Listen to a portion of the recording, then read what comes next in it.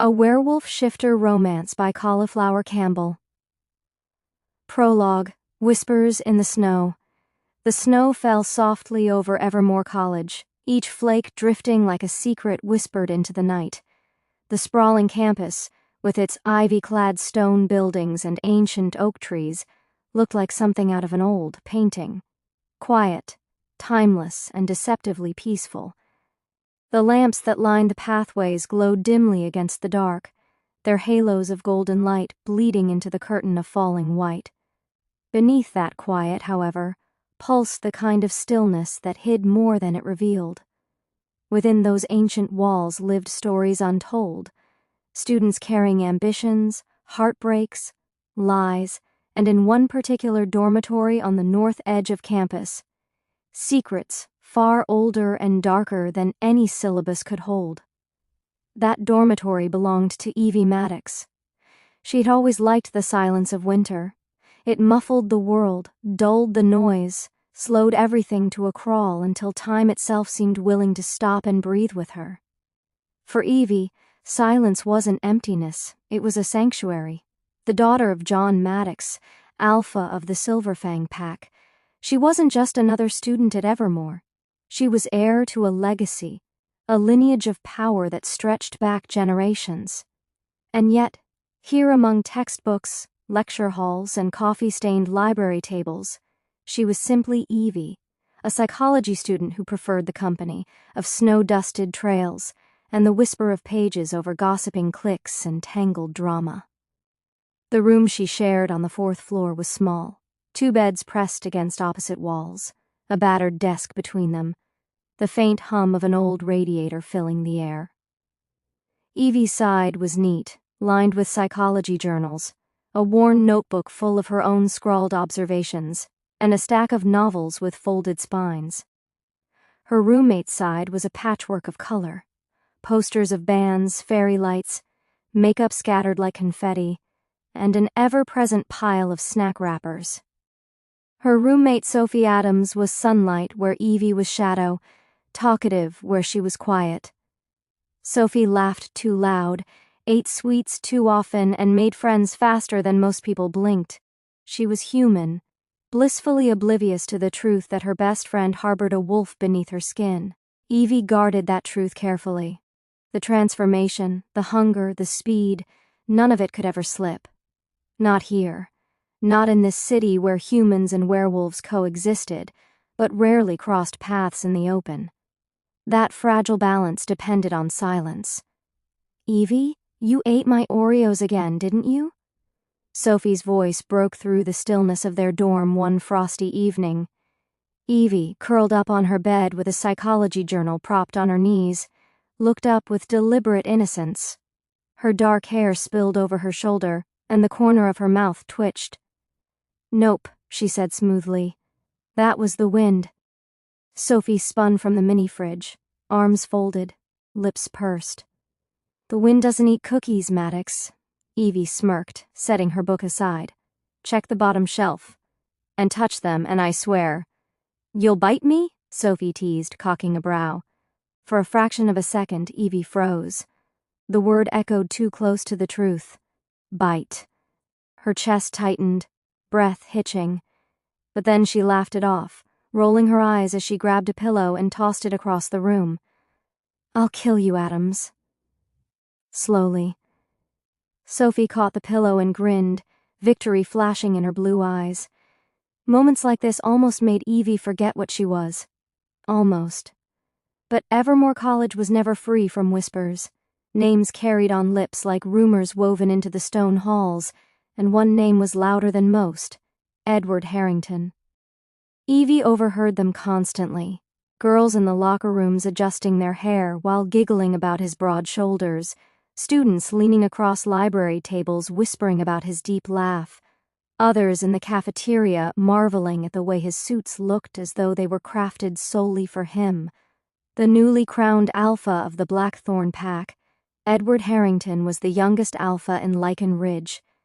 His family's wealth dripped from every gesture, every glance, every carefully chosen silence. Handsome, charismatic, mysterious. Evie had seen him more than once in the grand library, tall, sharp-jawed, always carrying an aura that made the air shift around him. His constant companion was Simon Cowell, a sharp contrast in every way. Where Edward was composed, Simon was animated. Where Edward's words were few, Simon's spilled over like a flood. Together, they looked untouchable, an alpha and his confidant, carved from a higher realm of power. Sometimes Edward's eyes would wander across the room, finding Evie tucked into her corner behind a fortress of books. His gaze lingered longer than necessary, heavy and unreadable. But she never returned it, never gave him the satisfaction. Evie Maddox had no intention of becoming another girl orbiting Edward Harrington's gravity. And yet, there was something about him. His presence lingered even after he walked away, like the static that hums in the air before lightning strikes. The first time they actually spoke was by mistake. A lecture hall buzzed with chatter, pens clicking, laptops glowing. Evie had just handed in her paper when the distracted professor squinted at his list, frowned, and handed it back to the wrong person. "Mr. Harrington, your paper is on Freud, not Jung," the professor muttered, sliding Evie's work toward him. Edward's lips curved faintly as he looked at the name scrawled on the cover, then turned to her. He extended the notebook, his eyes catching hers. "Looks like I've stolen your identity, Maddox." His voice was smooth, disarming, but edged with something sharper, something dangerous. Evie raised a brow, unbothered. "I don't think you could handle it." Laughter rippled across the lecture hall, whispers sparking like kindling. But Edward only studied her, gaze steady, unreadable. And maybe, just maybe, intrigued. That single moment ignited rumors across campus. The icy psychology student and the untouchable alpha, two names tossed together like flint and steel. But Evie dismissed it all. She told herself she had no interest in him, no interest at all. Weeks passed, the snow deepened, burying pathways in white. The library grew warmer with the glow of chandeliers reflecting off polished wooden tables, and Edward's glances never stopped. Sometimes Evie swore she felt eyes on her even in the woods at night, when she shed her human skin and ran free beneath the skeletal branches. She told herself she was imagining it, that Edward Harrington, alpha of Blackthorn, had no reason to follow her into the snow-draped forest, but she was wrong. From the shadows, unseen, Edward watched more than once. He stood silent as the flash of a white wolf wove between trees, her fur glimmering against the moonlight. Something in her called to him, something primal, magnetic, impossible to ignore. It was on one of those quiet nights that everything shifted. The library had emptied hours ago. Sophie had long curled up beneath her mountain of blankets, soft snores filling the dorm. Evie was miles away, running along the frozen ground, her paws thudding softly, breath billowing in pale clouds. Freedom. For these moments, she was only herself. No titles, no walls, no secrets pressing against her lungs. But when she returned to the riverbank, her phone buzzed against the pile of clothes she'd discarded earlier. Panting, she shifted back, tugging her sweatshirt over her chilled skin and answering the call. "Mom?" Her voice was breathless, but when she heard the sound on the other end, her blood ran colder than the snow. "Evie?" Grace Maddox's voice cracked, thin and trembling, threaded with fear. "Evie, listen to me." Then nothing. The line cut to static and silence. "Mom? Mom!" Evie's hands shook as she pressed redial, straight to voicemail. Her heart hammered. She dialed her brother next. No answer. Again and again, both lines dead. The silence that followed was suffocating. By the time she crawled into bed that night, her mind was a storm. Her skin itched with unease, every breath jagged, heavy. Sophie stirred as Evie tossed and turned, muttering in her sleep, and when slumber finally dragged her under, it did not bring peace. It brought nightmares. Dark trees twisted in her dreams, shadows slithering like serpents, voices whispering her name. Eyes glowed in the distance, hundreds of them, closing in. Figures gave chase, their steps silent but merciless. She ran, her heart pounding in her throat faster and faster until the world itself fractured into screams. Evie gasped awake, drenched in sweat, her chest heaving. Her palms shook as she pressed them to her eyes. "Evie!" Sophie bolted upright, fumbling with her lamp. Warm yellow light spilled across the room. "Oh my God, what happened? You were..." Screaming. Evie struggled for breath. It was just a dream, just... She faltered, voice breaking. "Sophie, I got a call from my mom earlier. Something was wrong. And now this..." Sophie softened instantly, scooting closer, her hand covering Evie's. "Hey, don't panic. It was just a bad dream. And maybe your mom's phone died. Happens all the time." But Evie couldn't shake it. The call, the silence, the shadows in her sleep. It pressed down on her like a warning, heavy and suffocating. Originally, she had planned to stay on campus for the holidays. The thought of trudging through family dinners, pack politics, endless questions about her future, it was unbearable. But now, something pulled at her chest. Not just duty, not just family, something darker, something that whispered her name in the rustle of the trees, in the crack of ice across the river, in the hush of falling snow. And so, as Christmas drew near, Evie Maddox made her decision. She would return home to Lykan Ridge, where secrets waited, where shadows stirred, and where Edward Harrington, whether she realized it or not, was already tangled in the threads of her fate. Chapter 1. Packing Shadows.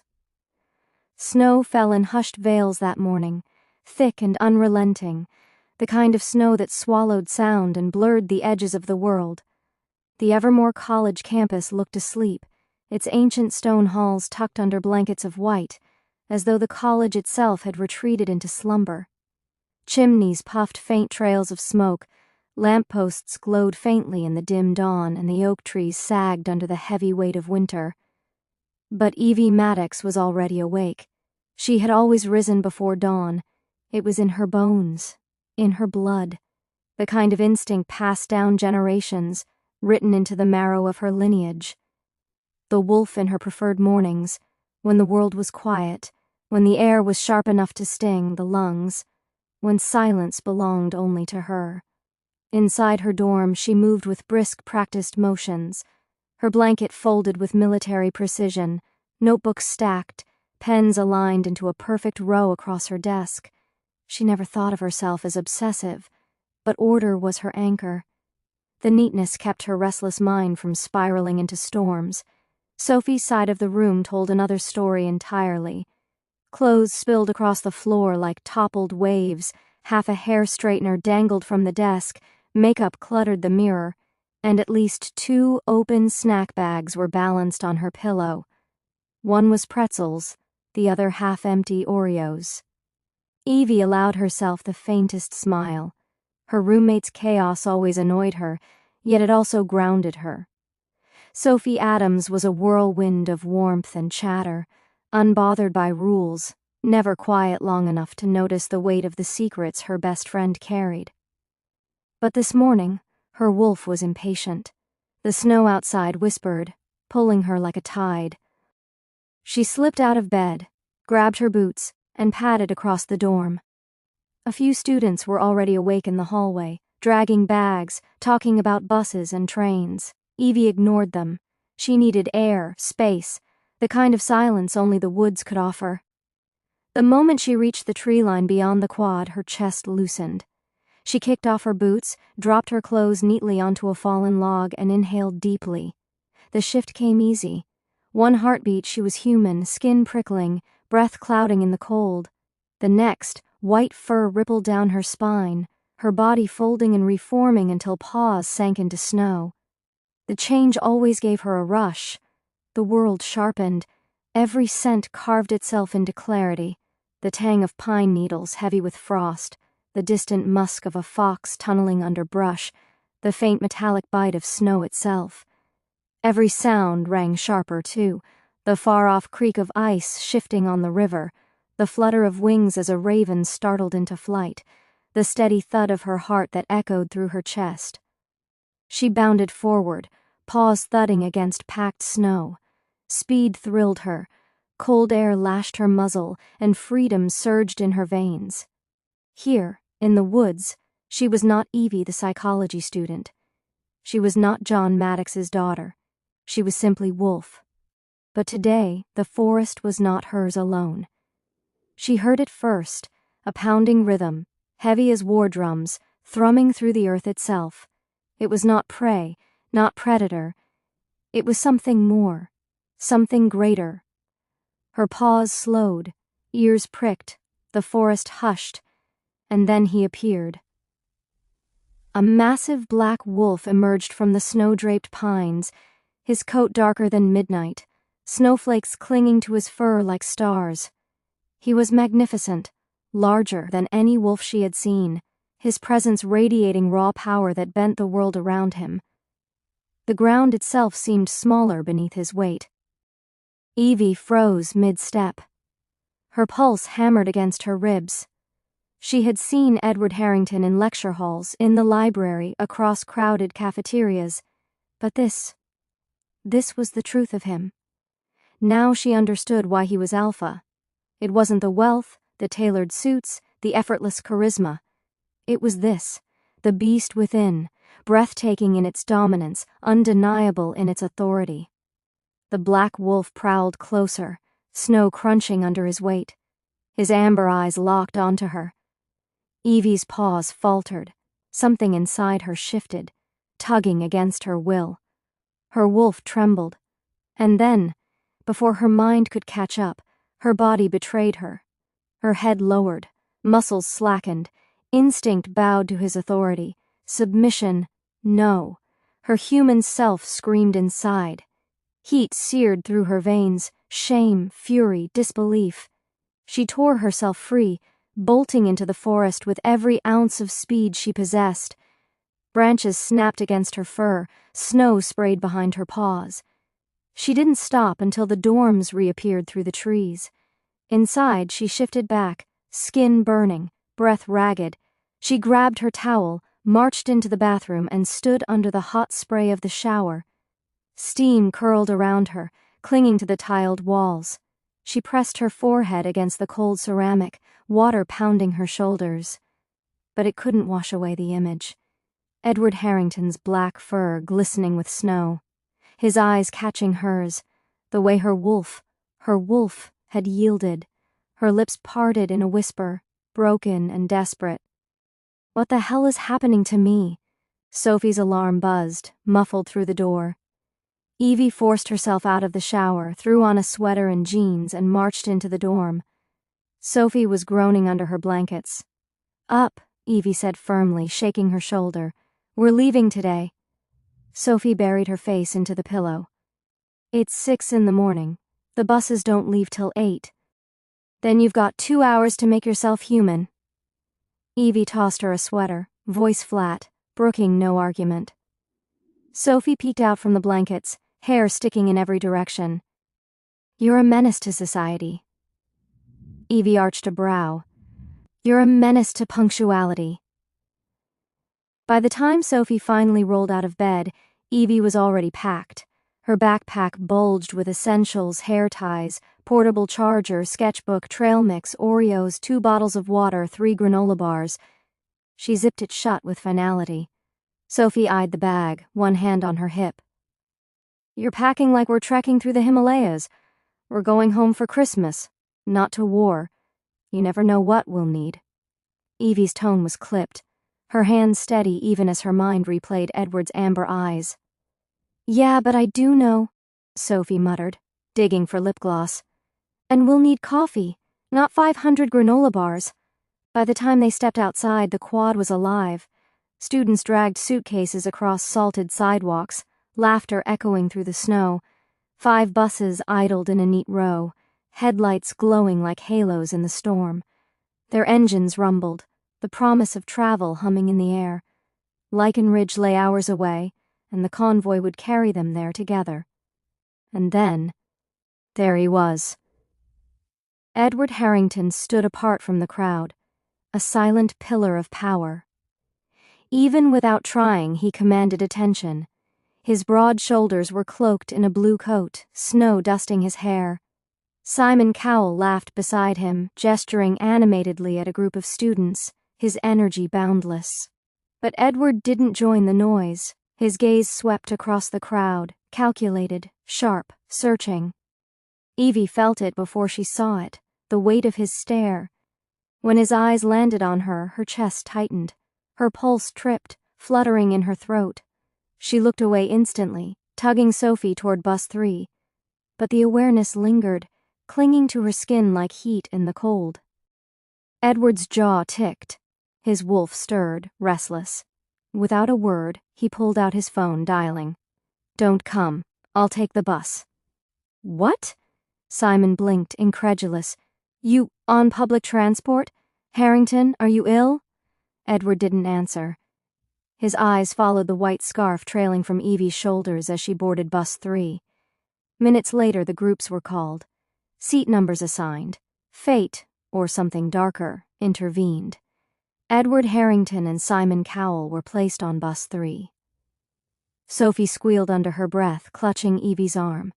"Evie, this is fate. Fate, I tell you. Harrington, on our bus." Evie's stomach sank.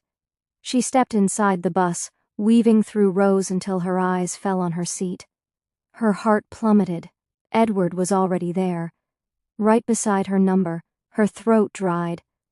"Excuse me," she said to the nearest staff member, trying to keep her voice calm. "There must be a mistake. Can I switch seats?" Edward's lips curved faintly. His smile was subtle, devastating, as though he knew every thought spiraling through her head. "I don't think that's necessary, Maddox. I saved you a seat." Her wolf stirred inside her, thrumming against her chest.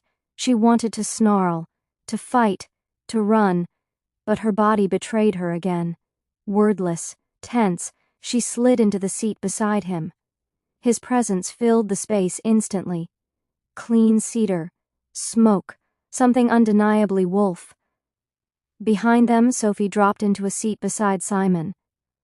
"Lucky me," Simon said cheerfully. "Unlucky me," Sophie muttered, tugging her scarf tighter. "Why couldn't I get Edward?" Simon's grin widened. "Because he has other priorities." The buses roared to life, engines growling in unison. They pulled onto the snowy highway, students' chatter filling the air, laughter, playlists spilling from earbuds, the rustle of snack bags. But Evie felt none of it. Her mother's unfinished call haunted her, the broken voice, the abrupt silence. She turned toward the window, snow-blurred forests streaking past in shades of gray and white. But in the reflection, she saw him, Edward Harrington, watching her, quiet, patient, as though he already knew the shadows she carried, as though he would not let her look away, and though she refused to meet his eyes, Evie Maddox felt it all the same.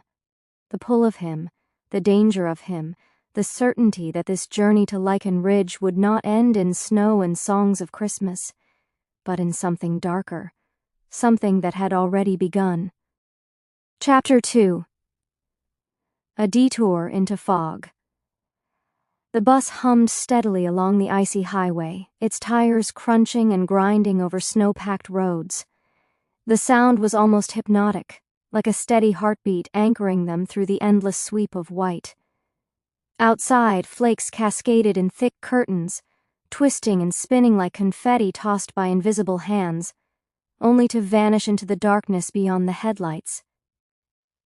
Inside bus 3, warmth and chatter bloomed in contrast to the blizzard raging outside. Someone at the back had started strumming a guitar, not well but with enthusiasm, and a group of students belted out a stumbling rendition of Jingle Bells. Their laughter was louder than the music, voices cracking, phrases overlapping.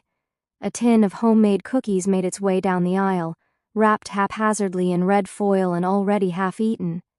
It was the sound of a holiday journey, of young people shaking off finals and sleepless nights for the promise of home. The bus smelled faintly of peppermint, wool coats damp with melted snow, and coffee someone had smuggled in from the cafe near campus gates. But not everyone joined in. Evie sat stiffly by the window, her forehead almost pressed to the cold glass, her breath fogging it in rhythmic clouds. She barely registered the chatter. Snowfields blurred past, miles of skeletal trees weighed down by frost, the world outside painted in grays and whites. Her body sat on that bus. Her mind, though, was still tangled in the morning's encounter. The forest, the snow, the way her wolf had bowed, unwilling, unthinking, to Edward Harrington's. The memory still scorched her bones. Evie. The whisper tugged her back. Sophie, leaning forward from the seat behind, jabbed a finger into the back of Evie's coat. "What?" Evie asked, not looking away from the window. "Evie, I swear to God, Simon is going to drive me insane." That earned a small blink from Evie. She twisted slightly, enough to catch Sophie's expression. Part frustration, part exaggerated suffering. Sophie's lip gloss was smudged from chewing on it nervously. "He won't stop talking. He keeps giving me useless trivia. Did you know the average person spends 6 months of their life waiting at red lights?" 6 months, Evie. That's half a year. "I didn't want to know that." Evie's mouth twitched. "You'll live. It's a 2-hour ride. Manage." Sophie scowled, arms crossing dramatically. "Easy for you to say. You're not the one sitting next to a human radio." Across the aisle, Simon leaned forward with a grin that reached his eyes. "I heard that." Sophie groaned, dragging her scarf over her face. "See? He has wolf hearing without being a wolf. God help me." Evie shook her head. She wanted to laugh, but her chest was too knotted, her nerves still stretched thin.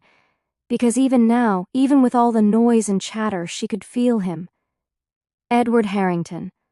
He sat beside her, silent, his long frame taking up more space than the seat seemed built for. His presence wasn't loud or demanding, but it was undeniable, like a storm cloud in a clear sky. For most of the ride he hadn't spoken, just sat there, gazing out the window with that unreadable calm, his profile carved in stillness. And then, without warning, he spoke. "Why did you run away this morning?" His voice was low, deliberate. Evie froze, every muscle tightening. She turned slowly. "What?" "In the woods." He didn't look at her, his eyes fixed on the passing blur of shadowed trees. "Your wolf bowed to mine, and then you bolted. Why?" Her throat went dry. She opened her mouth, closed it again. The truth, that she hadn't meant to, that her wolf had betrayed her, that shame still burned through her, clogged in her chest. Instead, she forced out, "I had things to do." Finally, he turned his head. His gaze landed on her, sharp as a blade cutting through fog. "That's not an answer." Her pulse thudded so hard she could hear it in her ears. "Neither is asking questions you already know the answer to," she snapped, her tone harsher than intended. For a moment, silence stretched, taut and heavy. Then, faintly, his mouth curved, not quite a smile. "You think I'm arrogant," he said, calm as ever. "I can see it in your face every time you look at me." She scoffed, crossing her arms, turning toward the glass again. "Arrogant isn't the word. Aloof, maybe. Distant. You ignore every girl who practically throws herself at you. Why? Do you get off on being untouchable?" He studied her, unruffled. His answer, when it came, was softer than she expected. "No. It's because I can't afford to play with choices. An alpha doesn't get a harem. He gets one." Her breath caught. He looked at her then, really looked, his amber eyes steady, unblinking. "And I think my wolf has already started clawing toward her." Heat pricked her skin, crawling up her neck. She snapped her gaze back to the window, heart hammering. She wouldn't respond. Not to that. The ride stretched on. Conversation dwindled, voices dying down into whispers and yawns. Cookie tins were empty, the guitar abandoned. Sophie and Simon eventually slumped into an uneasy sleep, heads tilted toward each other, a shared earbud dangling between them. The faint hum of piano music leaked out, soft as a lullaby. Evie reached into her bag and pulled out her thermos. The scent of hot chocolate curled into the air, warm and sweet, comforting against the unease coiled in her chest. She sipped slowly, letting it anchor her, and then, almost without realizing, she extended the thermos toward Edward. "Want some?" His brows lifted. Surprise flickered in his eyes, but he didn't hesitate. His hand brushed hers as he took the cup. The contact was brief, but the spark was instant, sharp, electric. She inhaled sharply. The thermos tilted in her distracted grip, slipping sideways. But Edward's hand shot out, catching it effortlessly. In the same motion, his palm closed fully around hers, steadying her. The world stopped. The bus, the snow, the hum of the engine, all of it melted away. There was only his hand around hers, warm and steady, his eyes locked with hers. Her wolf stirred, restless. Part of her wanted to pull away. Another part wanted to lean closer. She didn't know which side frightened her more. And then the bus jolted violently. Tires screeched, metal groaned. Students screamed awake. Sophie jerked upright, smacking her head against the seat. Simon cursed, clutching his phone. The thermos nearly spilled again, but Edward set it down firmly, his grip releasing hers at last. The bus shuddered to a halt. Silence crashed down, broken only by ragged breathing. The driver muttered something, killed the engine, and climbed out. The hiss of the door closing felt final. Minutes passed, murmured voices outside, then strangled silence. When he returned, his face was ashen. His hands shook on the rail. "Stay calm," he said quickly. "Don't panic." But panic bloomed anyway.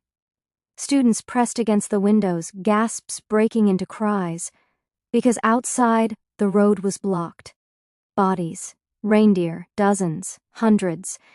Antlers tangled in grotesque shapes, bodies twisted and broken, their blood spilling across the snow like ink on parchment. Gasps turned to screams. "God, what happened?" someone stammered. "This isn't natural," another whispered. "Not wolves, not bears, nothing. Nothing does this." Sophie clutched Evie's arm, trembling so hard her teeth chattered. "Evie! Oh my God!" Simon's voice cracked. "This doesn't make sense. Nothing could kill that many." "Shut up!" Edward cut in sharply. Not cruelly, firmly. His voice cut through the chaos like steel. He rose to his full height, towering, commanding. "Everyone stay quiet. Panicking won't help. Stay in your seats." And somehow, they listened. His tone left no room for disobedience. The other bus drivers huddled outside, their voices hushed and frantic. A student slipped out, snapping pictures. The flash lit pools of blood, long shadows stretching. Then, silence. Phones flickered dead. No bars, no signal. Mr. Johnson, their driver, climbed back in, his face pale. "We're turning back. All 3 buses. The road's blocked. We'll detour and return to Evermore. Stay seated. Do not leave the bus." The students clung to one another. Tears streaked pale faces. The snow outside no longer looked soft. It looked like a burial shroud. Then a sharp sound pierced the air. A phone ringing. Every head turned. Evie's phone. Her screen glowed in the dim bus light. "Caller ID, Mom." But there was no signal. Her stomach dropped. Sophie jerked back, eyes wide with terror. "Don't answer it." Her hands shook as she lifted it. She pressed accept. At first, silence. Then her mother's voice, soft, trembling. "Evie." Her throat closed. "Mom?" The voice changed, warped, deepened. "Evie. Evie. Welcome, dear." The sound wasn't human. Evie dropped the phone like it burned. Edward snatched it up, switched it off, his jaw set in stone. Sophie wrapped her arms around Evie, sobbing. "This isn't normal, Evie. This isn't normal. What do we do?" Someone cried. Edward's voice rang firm. "We stay calm, we turn back, and we stay together." Engines groaned as the buses strained against the snow. turning slowly on the narrow road. No one spoke. The festive ride was gone. Only fear remained, thick and suffocating. Snow thickened, the world dimmed, and then the fog came. It rolled across the road like a living tide, smothering headlights, choking the view until the buses crawled blind. Minutes dragged. No one dared whisper. Shapes emerged. Not Evermore's towers, not the familiar dorms, but rooftops, crooked, leaning. Windows dark, watching. A bell tower stabbing into the mist like a broken tooth. A town. Evie pressed her hand to the cold glass. What town is this? Sophie leaned closer, frowning. I don't remember this on the way here. Simon shook his head. It's not on any map. Edward's gaze darkened, his jaw tightening as the fog swirled. Because none of them remembered passing this place before, and none of them could remember seeing it on GPS. A town that was never there. And yet, here it stood. Waiting. Chapter 3. The town that shouldn't exist.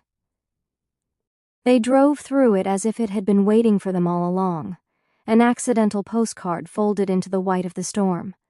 Bus 3 shuddered on, its weary engine idling just loud enough to sound like a low animal growl beneath the chorus of conversations. The wheels crunched the thin, fresh snow, leaving a trail that the fog swallowed almost as quickly as it was made. Outside, the fog pressed at the glass like a hand, flattening the world into silence, muting its colors and stealing away the comfort of perspective. Inside, the mood shifted in small, noticeable ways. The hum of holiday cheer, once robust and rowdy when they had left campus, had dwindled to thin, nervous chatter. Laughter, which earlier had come easily over Christmas playlists and road trip snacks, no longer reached the corners of Evie's thoughts. The air inside the bus felt tight, as if each exhaled breath added to a growing heaviness no one could quite explain. Then Sophie's gasp cut through the hush like a splinter of ice. "Did you see that? Did you—" Her voice cracked and broke off. She did not need to finish.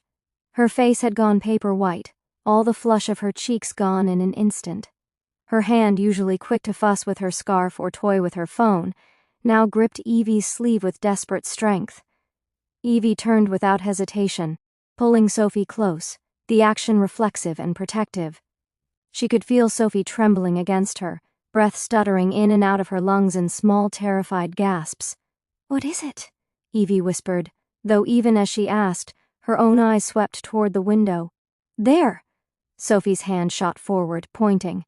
Her finger cut through the dimness toward the left side of the bus. The fog had thinned there, only slightly, into a ghost-gray veil.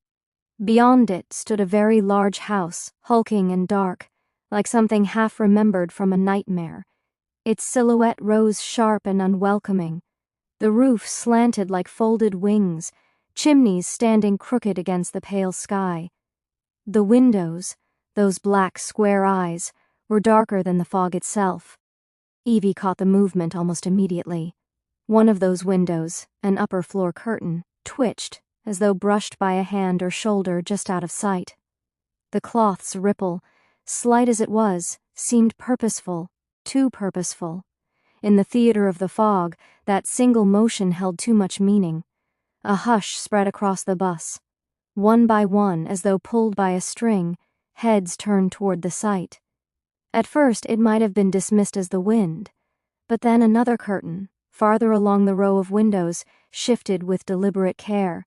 It peeled back a fraction, and there, framed against the dark interior, was the pale suggestion of a face. Not clear enough for features, but undeniable in its presence, a silhouette pinned to the glass. Every person on the bus stiffened. Simon, who had been cracking jokes and tugging his earbuds in and out with careless bravado, stopped mid-sentence. His hand reached for Edward's jacket, gripping it hard, the way a child clings to a ledge. Edward's mouth tilted in the faintest of smiles, but it wasn't real, not a smile that warmed or reassured. No, it was thin, brittle, private, calculated. Evie recognized it instantly. It was the same expression he wore in class when he knew something others did not, when his silence carried more weight than words. And it made her stomach twist, because she saw it now not as arrogance but as tension, a warning masked as indifference. The memory of the slaughtered reindeer came back unbidden, red staining the snow like spilled ink. The image lay between all of them now, unspoken but heavy. The bus crept forward. The house loomed behind them, but the curtains did not rest. As they rolled deeper into the town, more curtains peeled back. One by one, windows came alive. Each became a frame in a grotesque mosaic. Faces, pale, unmoving, hollowed-out faces pressed into glass. They stared directly at the bus as it passed. Some leaned so close their breath fogged the panes. Others stood back, cloaked in shadow, but their stillness carried the same weight as staring. Their eyes did not blink, their mouths did not move. Their hands rested in strange curled positions, as though unused for too long. Children appeared among them, small and quiet, pressed against older figures. A few leaned on canes. Their clothes seemed borrowed from another decade, thick wool shawls, heavy coats with buttons dulled to brass coins. They were people displaced in time. "It looks," one of the students finally whispered, voice thin, almost ashamed to say it. "Like they're chained inside," another finished. "Living in captivity," a third muttered, and the phrase drew a sharp ripple of unease through the bus. "They look pitiable, not dangerous." The last voice was hesitant, but the word pity hung heavy in the air, as if pity itself was something to be feared. A camera clicked. Even in the suffocating fog, the sound rang loud, obscene. Then a flash, bright, white, merciless. It lit the faces for a fraction of a second, bleaching their pale skin into ghostly brilliance. In that instant, every line and hollow was visible, the gaunt cheeks, the two wide eyes, the sharpness of bone beneath thin flesh. The students erupted into whispers, a low roar of outrage and nerves. Phones angled toward the windows, clicks and flashes peppering the fog like gunfire. Each burst of light mapped the faces again and again, until it felt less like curiosity and more like desecration. The bus rolled past a diner. Its neon sign sputtered, "Welcome," letters blinking in and out, with a rhythm too broken to comfort. Paint peeled from the walls, flakes scattering like dandruff in the wind. Ivy crawled up the brick like veins. For a moment Evie swore she could smell it. Coffee, bacon grease, frying onions, a warmth that existed only in memory. A bell above the diner's door swung once, then froze. At the next corner, a wooden signboard leaned precariously. Unlike the others, its paint was clean and fresh, the letters unscarred. Farewell. The word tasted metallic on Evie's tongue. Relief flickered through the bus. The road stretched forward again, the fog shifted, and for a few moments the worst seemed behind them. Mr. Johnson's jaw unclenched. Conversations picked up in weak spurts. Students tried to laugh again. "Hot chocolate?" Sophie's voice broke the quiet, small but steadier. She held on to the word like it might anchor her. Evie dug into her bag and found the thermos. She unscrewed the lid, and steam spiraled upward like a promise. Ordinary, warm, real. She passed it back, and Sophie wrapped both trembling hands around it as though it were life itself. She sipped, and the bus stopped. Not slowed, stopped. The sudden violence threw bodies forward. Seatbelts strained. A dozen voices yelped or cursed. Sophie slammed into Evie's shoulder, and Simon hit his head on the seatback with a dull thud. The bus exhaled a metallic groan. Everyone froze. Through the windows the fog pressed closer still. But something had changed. The road behind them, empty. Buses 4 and 5 were gone. Mr. Johnson swore under his breath. He flung open the driver's door and stepped down, boots crunching snow. The fog wrapped around him almost instantly, swallowing his shape. His voice came back thin and shaky. "Where are buses 4 and 5? They were behind us." Voices cried from the bus. He didn't answer. He walked further, then returned a few minutes later, face pale, lips pressed thin. "They aren't there," he whispered. I walked back. Nothing. I went forward. Nothing. They're gone. Phones came out. Screens glowed. No service. No bars. The phrase everyone dreaded appeared. No signal. Panic bloomed.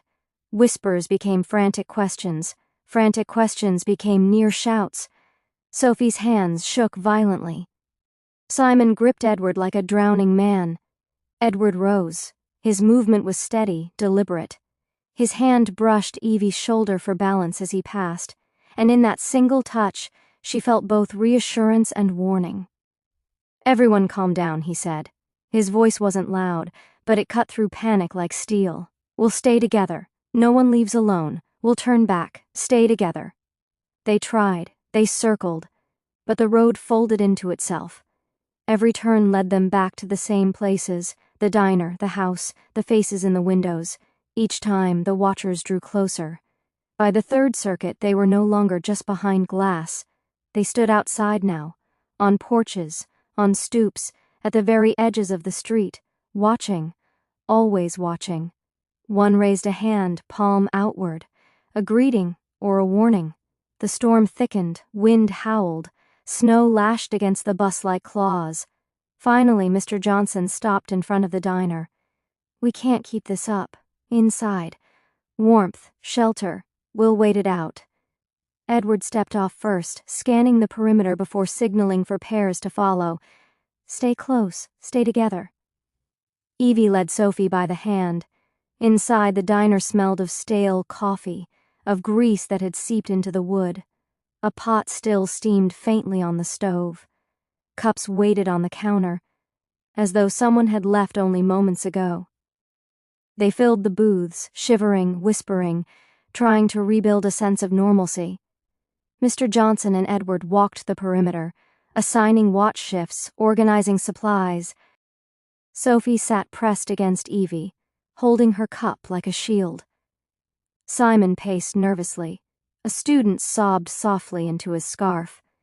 Outside, through the frosted glass, faces still lingered. Closer now, always closer. Edward stopped at Evie's booth.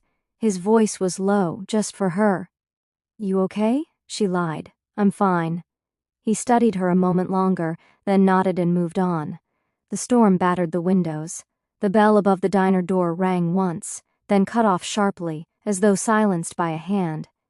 Inside, they tried to pretend it was just weather, just fog, just a storm.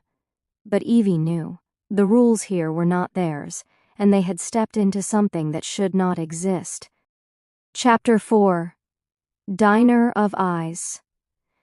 The diner smelled faintly of burnt stale coffee and cinnamon that had been sitting too long on the counter.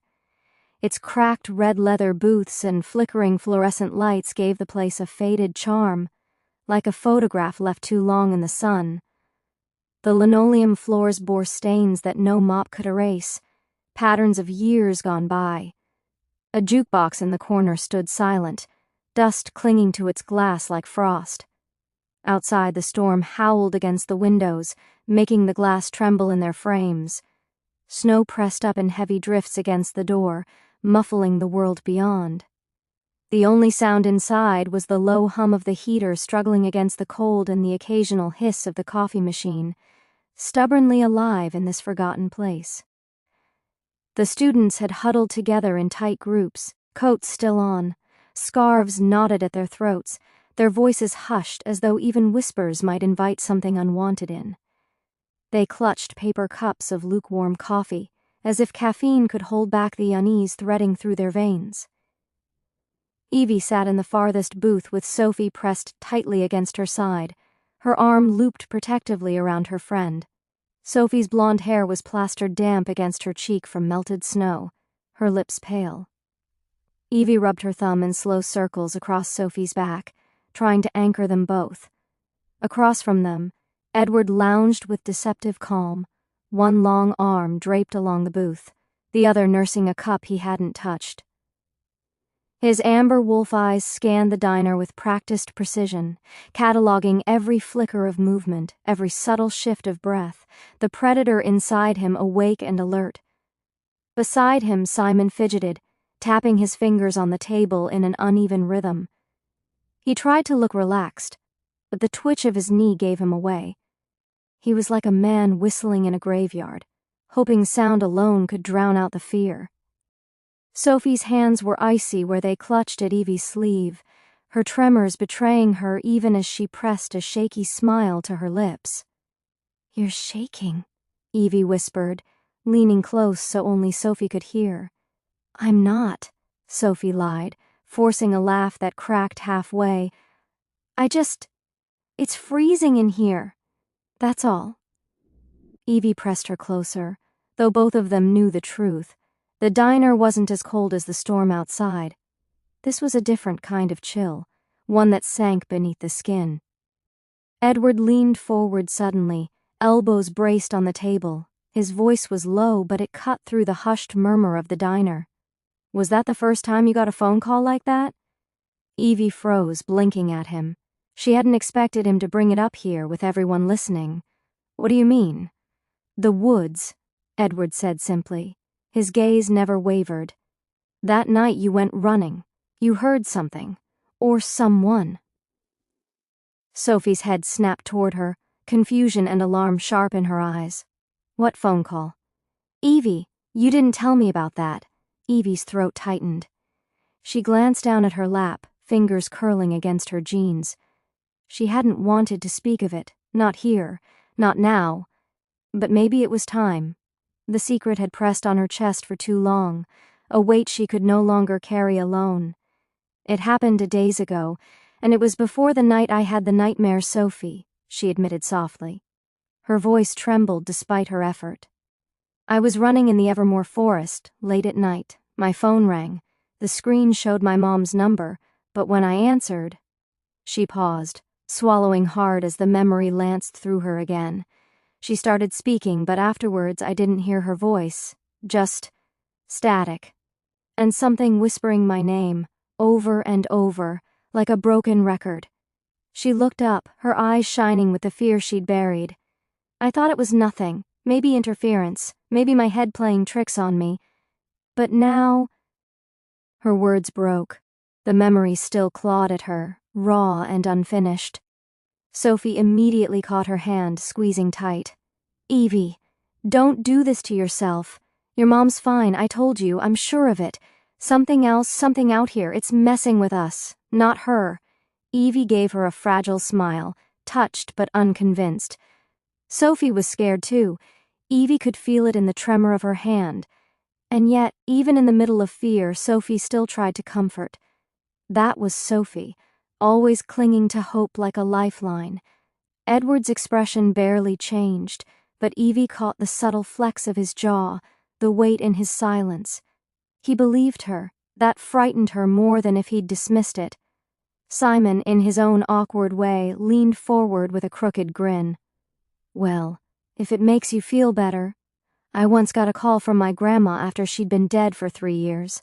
Turned out I just butt-dialed her old voicemail. Nearly gave myself a heart attack." Sophie smacked his arm, but her laugh cracked through the tension like a small flare of warmth. For a moment it helped. For a moment the storm outside felt a little farther away, but only for a moment. The diner's lights flickered, buzzing louder, shadows jerking across the walls. Outside, dusk dropped unnaturally fast, the storm blotting out what little light remained, as though someone had pulled a black curtain across the sky. Then, the bell above the door jingled. The sound was sharp, clear, far too loud in the heavy hush. Every head in the diner whipped toward the entrance. A man stepped inside. No, not just a man. His presence carried the weight of the storm with him, pressing against every wall, every chest. The faint glow of the fluorescent bulbs caught his face, revealing features arranged too perfectly, too politely, and wrong. His smile stretched just a shade too wide, his eyes too pale, glassy like frost over water. Goosebumps rippled across Evie's arms before she even understood why. The man paused in the doorway, surveying the diner. His gaze drifted across the room, pausing briefly on every cluster of students, until finally, inevitably, it found her. His head tilted, sharp and animal, like a hound catching a scent. Evie's stomach dropped. Sophie stiffened instantly, pressing herself between Evie and the man as though her body could shield her. Her nails bit into Evie's sleeve. "Don't move," she whispered. The man's smile widened, deliberate. He stepped forward, each motion fluid, too smooth, as though practiced in front of a mirror. His voice carried easily, calm and cold as running water. "And who might you be?" Evie's lips parted, but no sound came. Her first instinct screamed silence, but Edward moved. His chair scraped back hard against the floor, the sound slicing through the tension. He rose to his full height, placing himself squarely between Evie and the stranger. His voice was velvet steel. "If you've got questions, you ask me, or the driver, not her." The air shifted. For a moment, something flickered across the man's face. Surprise? Amusement? Before he dipped his head in mock politeness. "Of course." The title hissed in the air like smoke. He turned his glassy gaze toward Mr. Johnson, the bus driver, who sat pale and sweating at the counter. "How did you end up here?" Mr. Johnson swallowed, his voice thin. "The storm, the road, we must have taken a wrong turn." The man chuckled softly, but there was no warmth in it. His head angled back toward Evie, his eyes lingering like fingers pressing against her skin. She looked down quickly, heart thundering. Edward shifted, shoulders broad, deliberately blocking her from view. "Why is there no signal here?" Edward asked sharply. "And why does this town look like a graveyard?" The man tilted his head, ignoring the questions as if they were beneath him. "You should rest. It will be night soon." His smile sharpened, and no one, absolutely no one, goes out at night. The words landed like a command, vibrating in Evie's bones. Then, as if summoned, the door opened again. Townspeople were waiting. Pale, gaunt, their eyes too wide, too empty. They filled the doorway silently, watching. "You'll be divided among homes," the man announced. "Our people will host you. Get your sleep. Tomorrow we'll talk." Evie found herself in a creaking old house at the far end of a narrow street, snow piled high against its windows. The group was split, but she, Sophie, Simon, and Edward were kept together. Their hosts were an elderly couple.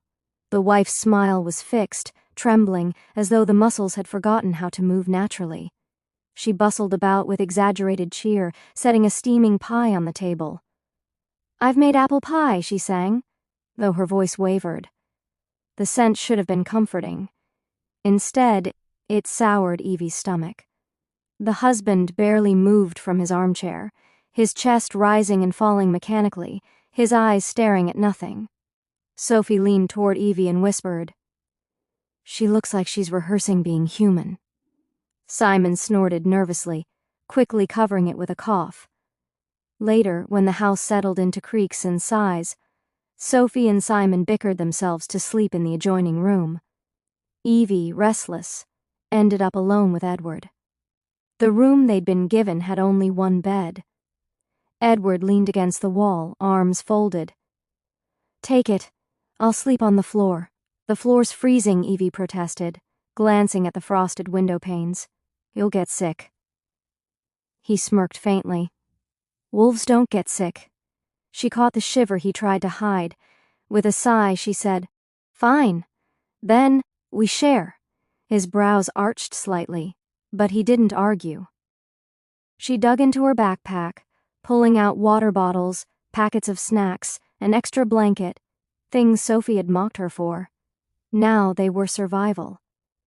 She crept into the next room, tucking a blanket around Sophie, setting snacks within reach, watching her friend curl tighter against Simon's shoulder. Then she returned. Edward was unbuttoning his shirt when she entered. She froze, cheeks flushing hot. He noticed, of course, his lips curved in a knowing smile as he reached past her, closing the door with deliberate quiet. His voice dropped, smooth and soft. "Relax, Maddox. I'm not going to bite." Her blush deepened, but she said nothing, changing quickly with her back to him. When she finally slipped into the bed, he joined, the mattress dipping under his weight. They shared a blanket, their bodies too close, heat radiating between them. Evie kept her eyes shut, but she could feel him watching her. Even then, she drifted to sleep, until a whisper. "Evie." Her name stretched thin and cold. Her eyes snapped open. The room was bathed in silver shadow. Edward slept beside her, chest rising steadily, his face softened in dreams. The whisper came again. "Evie." Closer now, right outside the frosted window. Her blood turned to ice. The night pressed against the glass. Chapter 5. Sleepless in the storm. The storm outside hadn't let up. It roared against the old house as though the night itself wanted to claw its way inside. Snow lashed against the frosted panes of glass, rattling them in their frames, a ceaseless percussion that made the house groan as if alive. The shutters, though tightly fastened, trembled with each fresh blast of icy wind. Inside, the fire in the hearth had long since sunk to glowing embers, dull red in the grate, stretching shadows across the living room like long black fingers.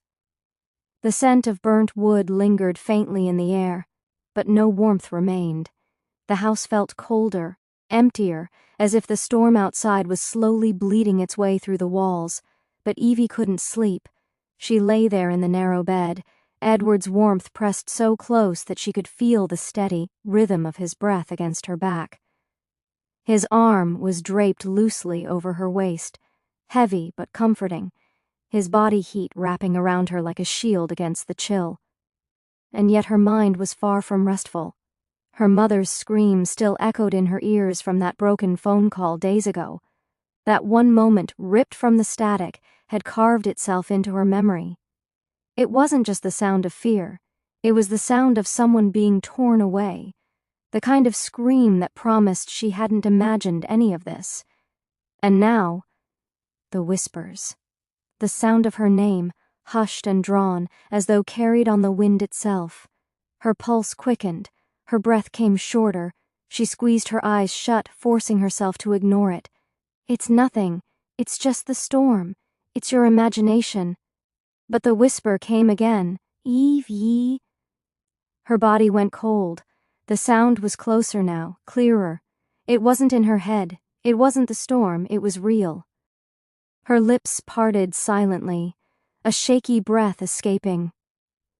She turned her head just slightly, glancing toward the window where shadows danced across the frosted glass. Her reflection caught faintly there, pale and tense, seemed to mock her with wide, frightened eyes. Carefully, so carefully, Evie slipped out from under the covers. Edward stirred, his body shifting, a faint crease forming between his brows, but he didn't wake. She froze, holding her breath, listening to the storm and his steady breathing. Then slowly she eased his arm off her waist and rose silently to her feet. The wooden floor creaked under her toes, but she knew the boards now. She had memorized the loud ones. She placed each step like a dancer, weight-balanced, careful, deliberate. The room seemed to hold its breath with her as she crossed to the door. The hallway beyond was worse. The house seemed even more unnatural at night. She padded past the staircase, past the living room where the eerie couple still sat unmoving. The husband's head lolled back in his chair, his eyes closed, though his chest rose and fell with slow mechanical regularity. The wife dozed upright near the fire, her spine perfectly straight, her hands folded in her lap as though she had staged herself like a doll waiting to be posed again. The glow of the dying embers lit her face, making her skin look waxy, too smooth, too still. The whisper grew louder as Evie descended the staircase. Each step echoed, too sharp, too dangerous in the silence. "Evie." She reached the door. Her hand hovered just above the knob. A shiver crawled down her spine, settling heavy in her stomach. She remembered the man's warning at the diner, his voice rough with fear, his eyes darting toward the night outside as though something lurked just beyond the glass. No one goes out at night. Her throat tightened. Maybe she should stop. Maybe she should turn back, crawl back into bed, and wake Edward to tell him she was losing her mind. But something deeper pulled her forward, something stronger than fear. What if it's Mom? What if she needs me? Her fingers closed around the handle. She whispered to herself, so soft it was almost a prayer. "I'll be fine. Just for a moment. I'll be right back." And she opened the door. The storm swallowed her whole. The cold cut through her instantly, searing, burning against her skin as the snow whipped into her face. Her hair snapped loose from its braid, lashing across her cheeks as the wind roared around her. The world outside was dark, the streets empty, the houses looming like silent watchers. The whisper stopped. Silence, oppressive, heavy. She almost turned back. Her hand even reached for the door again, fingers brushing the handle, desperate to retreat into warmth and safety. Then, Evie. This time it was farther ahead, tugging at her, drawing her into the night. Her heart pounded, her jaw clenched. She stripped quickly, the fabric of her nightdress falling into the snow, and the shift came, bones snapping, realigning, reshaping. A familiar surge of pain mixed with release, and in seconds her body gave way to her wolf. White fur burst forth, sleek and luminous against the storm. Her wolf form landed on the snow with a soft thud, a stark silhouette against the endless night. She shook herself once, scattering snow from her pelt, and lowered her head, ears pinned against the wind. Then she ran. The voice pulled her deeper into the woods. Trees whipped past in shadowy streaks, branches clawing at her fur as though the forest itself wanted to slow her down. The snow bit into her paws, sharp and unyielding, but she ignored the sting. Her muscles burned, her breath pluming in sharp bursts, but the sound, the whisper, was growing louder, guiding her like a thread she couldn't break free from. Finally she saw it, a glow ahead. Fire. Her pace slowed. Her hackles rose, every instinct on edge. A fire in the middle of the woods could only mean one thing: someone was out here. Hunters, maybe. She lowered her body, muscles coiled, her eyes narrowing as she crept closer. But when she broke into the clearing, her blood ran cold. They weren't hunters. They weren't human. Around the fire gathered creatures she couldn't name. Countless of them, their shapes wrong, distorted. Some had too many limbs, bending at unnatural angles. Others had faces stretched grotesquely, their skins sagging or melted as though half-formed.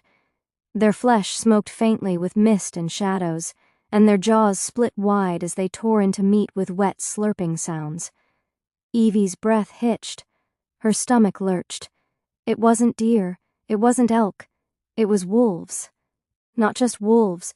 The shredded clothing clinging to the snow was unmistakable. Jackets, scarves, sneakers. The students from the buses. Their blood was fresh on the snow. Half-shifted bodies lay strewn across the clearing, limbs twisted, half human, half wolf, tossed aside like scraps. Evie's entire body went rigid, horror paralyzing her. The warning. No one goes out at night. Now she understood. She stepped back, one paw pressing lightly into the snow, every muscle trembling. Her only thought was to retreat quietly, unseen. Her ears pinned flat, her tail tucked close. She took another step back then, crack. The sharp snap of a twig echoed like a gunshot. Every head turned. Dozens of monstrous faces, eyes hollow and glowing, mouths dripping red, fixed on her. For one endless second, silence reigned. Then they shrieked. The sound was like metal scraping against glass, piercing, unnatural, drilling into her skull. Evie bolted. She ran like she had never run before, snow exploding beneath her paws. The creatures burst from the fire, pounding after her, their massive limbs tearing through the trees. The forest blurred, branches whipping across her flanks, leaving stinging lines of blood. Her lungs burned, but terror gave her wings. Faster, faster. Don't stop, but they were gaining. She could hear them, claws raking against bark, guttural shrieks splitting the night. The hot stink of blood and decay filled her nose. Suddenly, Evie! The house loomed through the storm. And at the door, Edward. He didn't hesitate. His body snapped and cracked, fur exploding outward in a violent ripple. Black as night, his wolf form towered massive, 5 times her size, a shadow against the storm. His eyes locked onto hers, fierce, burning with something primal. He jumped, fast, and reached her to shield her. "Run!" His voice roared inside her mind, rough and guttural. "Run, Evie!" One of the creatures lunged, claws tearing into his side. Edward snarled, a sound so powerful it shook the air itself, and flung the beast off with a savage shake. Blood splattered across the snow, steaming in the cold, but Edward didn't falter. They raced together toward the house, her smaller form darting at his flank while his massive body shielded her from the monsters behind closing in. The porch appeared, the door wide, safety within reach. They shifted mid-leap, their bodies slamming back into human form as they burst through the doorway. The door slammed shut behind them with a thunderous bang, rattling the frame. They collapsed against it, bare skin slick with sweat and blood, their chests heaving in sync. For a long moment, there was nothing but the sound of their ragged breathing and the storm howling outside. Then, "Good God," Simon's voice broke the silence. He stood in the center of the room, pale as death, a cloth clutched in his trembling hand. The eerie couple lingered behind him, their eyes wide, too wide, with horror. "What the hell happened to you two?" Simon rushed forward, kneeling beside Edward, pressing the cloth to the gaping wound along his ribs. Edward hissed, his jaw tight, but he didn't push him away. Evie couldn't speak. Her entire body was shaking, her wolf still scratching at the edges of her skin, begging to come forward. She pressed her palms against the floorboards, her nails digging grooves into the wood, her gaze darting around the room, searching. "Sophie," she gasped, her voice raw, her throat tightened. "Where's Sophie?" Simon's eyes flickered, his voice stumbled. She left. I woke up and noticed she wasn't in her bed. I thought maybe she went to the bathroom, but then I didn't hear anything, so I got up to check. That's when I came downstairs and saw you." Evie's stomach dropped. A black pit opened inside her. She staggered to her feet, ignoring the searing pain in her side. No. She tore across the house, flinging doors open, slamming them against the walls. "Sophie!" Room after room, empty. Her heart thundered. She dropped to her knees, her palms slapping against the cold wooden floor as tears blurred her vision. The old woman's voice floated from the corner, calm, too soft. "I saw her go out. Just after you, she was looking for you." Evie's head snapped toward her, her face twisting with anguish. "You what?" The woman wrung her hands, her eyes downcast. "I wanted to stop her, but I was afraid. The outside, it isn't safe. You should never have gone either." Evie's vision blurred with hot tears.